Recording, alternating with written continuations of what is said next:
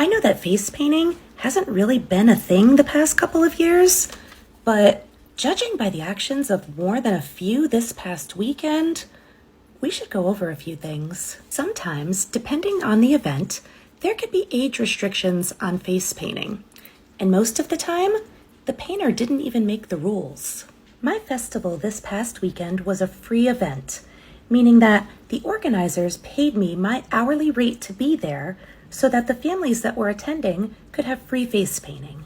The age limit for face paint was for kids between the ages of 3 and 12.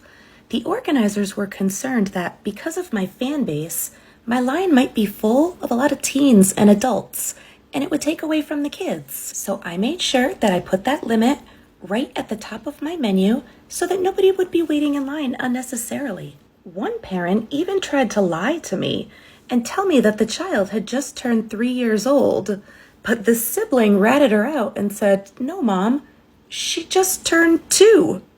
This one happened to be an insurance regulation, and I was not allowed to make exceptions. If I painted anyone under the age of 3 at this event and they had any kind of a reaction, I wouldn't be covered. So as much as you want that magic Facebook photo,